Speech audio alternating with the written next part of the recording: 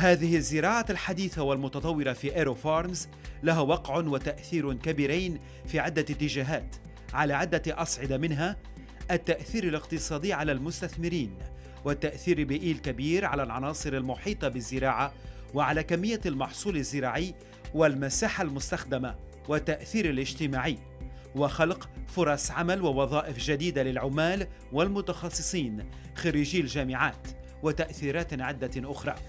عن كل هذه العناصر وتفاصيلها طرحت السؤال على المؤسس المشارك والرئيس التنفيذي لإيرو فارمز ديفيد روزنبرغ. We're proud of the capital we've raised from the likes of Prudential, Goldman Sachs, GSR, leader investor in LED investments out of China, another investor called Midland, which is a leader in agriculture, another one, Wheat Sheaf, a leader in agriculture, and Mission Point, a leader in impact investing. Another group is the environmental impact. So in this category, in agriculture in general, agriculture uses over 60% of the world's fresh water. It attributes to pollution, or its impact on pollution. Unfortunately, 60% of the world's freshwater pollution comes from agriculture. Additionally, the world's lost 30% of its arable land in the last 40 years. In this category of leafy greens that we grow, you have tremendous production consolidation, where most of this is produced in California, where you have severe droughts. And in fact, water is shipped from the Colorado River to California, and people are sucking more and more groundwater. So you think of the depletion of arable land, fresh water. In addition, you have population growth. You have trends in urbanization. By some estimates, we need 50% more food by 2050. So now you look at Aero Farms, we could take a plant and grow it using approximately 95% less water in these grow towers, and our productivity per square foot is 130 times that of a field farmer, meaning what they could grow in 1 square foot, we could do 130 times that amount, and we do that using zero soil. So we're not depleting valuable nutrients from the soil. In addition, we've developed closed-loop systems that remove algae and keep the nutrients and micronutrients using advanced filtration systems that avoids any sort of runoff, but also helps keep that water usage low. And all these technologies are also utilize a way of growing without pesticides, herbicides, fungicides. So when people buy organics, most of their inspiration is they don't want the chemicals. So this is residue-free without the chemicals of pesticides, herbicides, fungicides. Our cloth, which is a growth media, is cloth instead of soil, barriers the fertilizers, so the leaves stay pristine and it doesn't need a washing. Washing is where, from a food safety standpoint, you have a micro-contamination becomes a macro-contamination in the washing. And that's further significant because in this category of leafy greens, 11% of all food contamination comes from leafy greens. If you think of Salmonella, Listeria, E. coli, leafy greens is a big part of this. We eliminate the washing step because we eliminate the use of pesticides, herbicides, fungicides. And the washing also further damages the leaf, and then you have to dry it, which further damages the leaf, and then often you're packaging in moisture, which further damages the leaf, which gets to another impact. In this category, over 60% of the food that comes off a farm spoils. So there's incredible spoilage in the supply chain. By growing locally, where you have a 12-day shelf life, we get it to the supermarkets in day 1 or 2 instead of day 5. It's keeping product available to be eaten a much longer amount of time. So that speaks to all of our environmental impact. And then the third meaningful impact is the social impact. And here we typically go in underprivileged cities where the economics aren't as strong as other cities, and we're helping alleviate food deserts. We help employ locally. In fact, at our 9th facility, which is in Newark, we've hired 9 past offenders. And most of all is inspiration. What we do is we're leading a new trend of the world, this new way of growing our food, and the innovation is fantastic, and it's exciting to the community that's proud to have us as one of their own, not just hiring within, but the talent that's coming to Aero Farms. As we speak, I have about 32 resumes from MIT. And we already have a bunch of people from MIT, from Harvard, from Columbia, from top universities. And we have all this talent coming to AeroFarms. We're about 112 people by last count. And these are engineers, mechanical engineers, structural engineers, lighting engineers, electrical engineers, PLC engineers, process engineers, all working on the mechanical frames, how the frames, the pumps, the lights, the airflow all interact. And then we have crop biologists, crop physiologists, crop pathologists, molecular biologists, microbiologists, all working to optimize the biology. The intersection of all that, we have programmers, data scientists that are understanding the plants, understanding the data from the farm system, and giving it to the R&D team to optimize these tastes, textures, nutritional densities, and yields.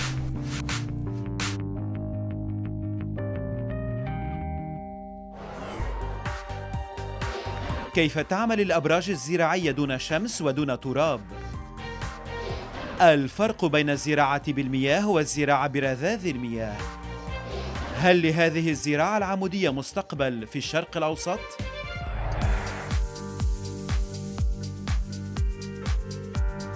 في هذه المزرعة العمودية الداخلية AeroFarms لزراعة الخضار الورقية بمدينة نوورك بولاية نيوجيرسي، والتي لا تعتمد على الشمس والتربة، هناك العنصر الأساس فيها الأبراج الزراعية الذكية التي تبنى على نظام الوحدات بقياسات وارتفاعات مختلفة داخل العنابر أو المستودعات. فما هي أهم التقنيات التي تميز هذه الأبراج؟ Each one of our growing towers is really a living computer. There's sensors, there's monitors. It's a whole control. So we think about the lighting, the misting of the roots with the nutrients. We're thinking about how we create the perfect environment for the plants. And here we're seeing some of the initial plants in the number of days. This is probably about 4 days. So we went from the seeding to the germination to now to the growing. And we're creating, the right level of spectrum of light, the intensity, the frequency. We're delivering the right kind of nutrients it needs at this stage. And we're able to create, thinking about all those inputs, a faster growing process and have a better product at the end. We like to think of ourselves as the Apple of farming, right? So we've built the hardware, we've built the growing towers, the mechanical part. We've developed the software, the growing algorithms. But what makes Apple so special is the operating system. It's how the two work together. And we think that's very much the approach we've taken with growing. So it's more secure, it's more consistent, and allows us to understand how to optimize both when we think about the whole equation. The sun and the wind. Here you have the light and the fans. What the fans has to do here? So you think about the fans and what we're doing there. So a few things. One, you can think about the idea of just even stressing the plants so we can help harden the plants. So again, they have very much a pampered life. We're giving them exactly what they need. So we stress them a little bit with some air movement. The other part though is that we're actually able to distribute CO2 so we can have more effective photosynthesis. So actually in this environment, we have supplemental CO2 higher than the normal levels. And this is one of the factors that we can have more effective photosynthesis. What do we have here inside this black box? So this is what we call a drip pan, and this is actually where the misting is happening. So how we deliver the nutrients, it's being dispersed in a mist, and so we're able to give the specific droplet to the root. And we're looking at even down to the micron size of that droplet to see and how to enhance the absorption rate. And we're constantly monitoring the macro and micronutrients as well. So again, this is about how we can be more targeted with that and more precise. And then thinking about, again, that plant nutrition, plant health, and how that translates into human health as well. ما هو الفرق بين الزراعة مباشرة في المياه والزراعة بالرذاذ؟ فما هي فوائد رش جذور الشتل برذاذ المياه؟ So the benefits of aeroponics are several-fold. One is what roots actually need is oxygen, right? And so this is one of the ways, by just simply misting it and actually having air there as well, we are actually able to enhance the growing process. If it's sitting in water, growers have to oxygenate the water as well. So it's another step, another cost, another level. And this allows it to what the roots actually want. Because it's a mist, we actually be more targeted in terms of that water delivery as well as the nutrient delivery. And so it's much more efficient. It's much faster as well. So we're able to grow and have more biomass in a shorter period of time. So it has some significant advantages for us. We talk about this being really the heart of the growing system. So we have the power, we have our PLCs, and it's very elaborate in terms of how we integrate those sensors. For example, that's a sensor. This is a sensor there. Yeah. Okay, But so that- what the sensor is sensing now? So temperature, humidity, there's a number of factors, CO2. So there's a number of things that we were able to utilize in the whole entire environment to make sure we're monitoring, understanding the actual environmental aspects as well. At AeroFarms, we're very proud of the way we grow, and we work with the customer to educate them our key questions to ask. So for example, we grow without pesticides, and right on our label we state grown without pesticides, no fungicides, no herbicides. When people buy organic, sometimes they think they're getting no pesticides, when in fact they're getting organic pesticides. So here we call out what we do. We grow without using 95% less water.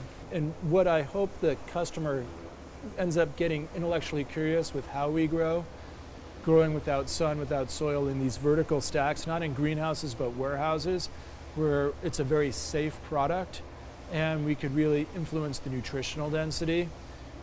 We decided we're not going to fight the fight in terms of whether the label says organics or not.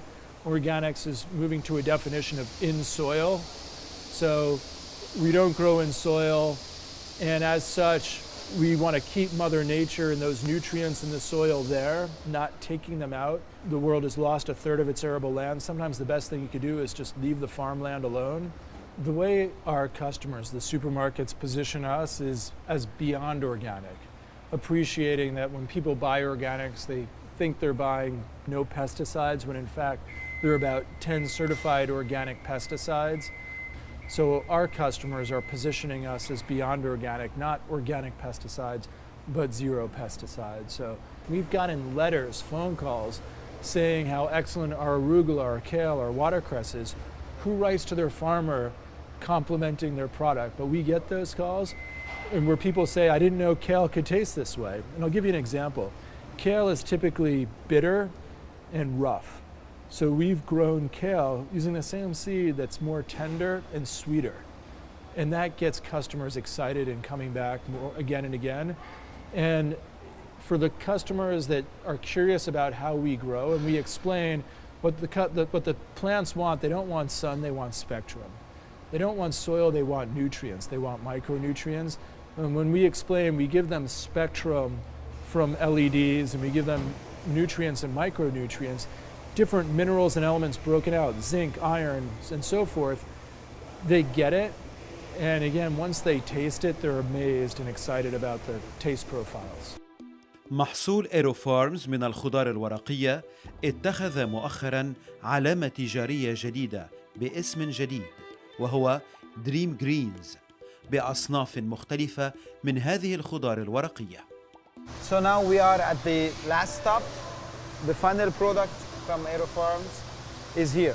So we have the 4 main products that you have now on the market.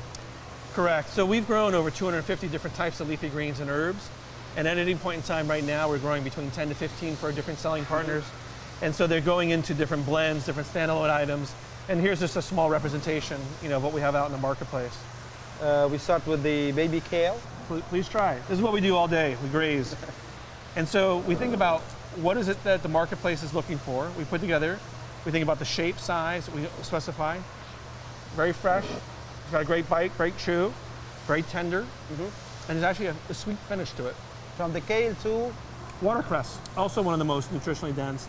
It's very bright, has a little bit of hint of spice.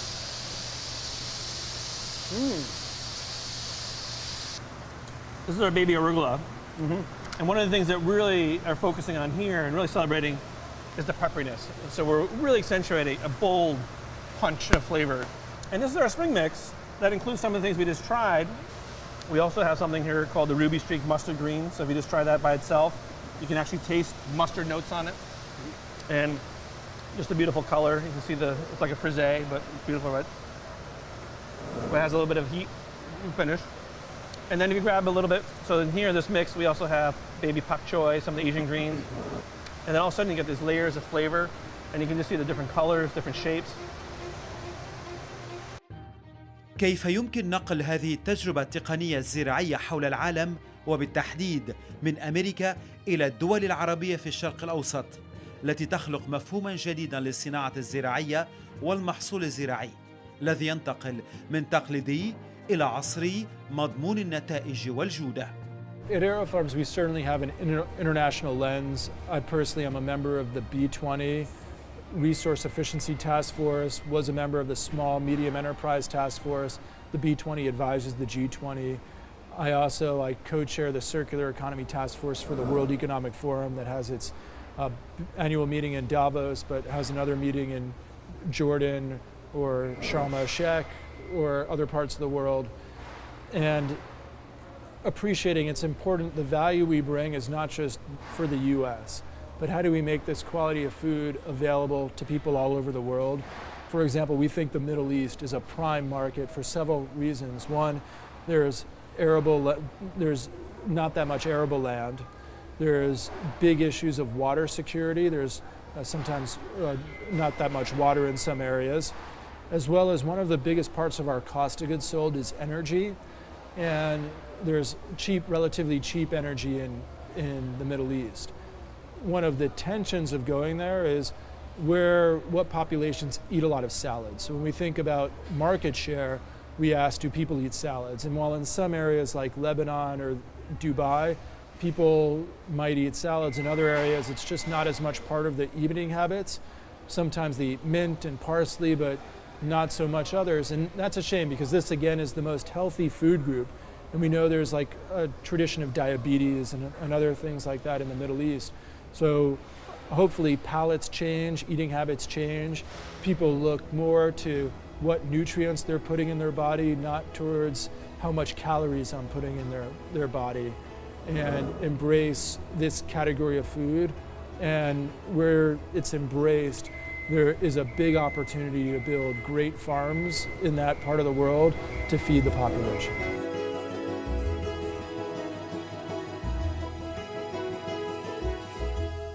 شاهدنا معا في آيتك من الزراعة التقليدية إلى الزراعة الذكية الداخلية.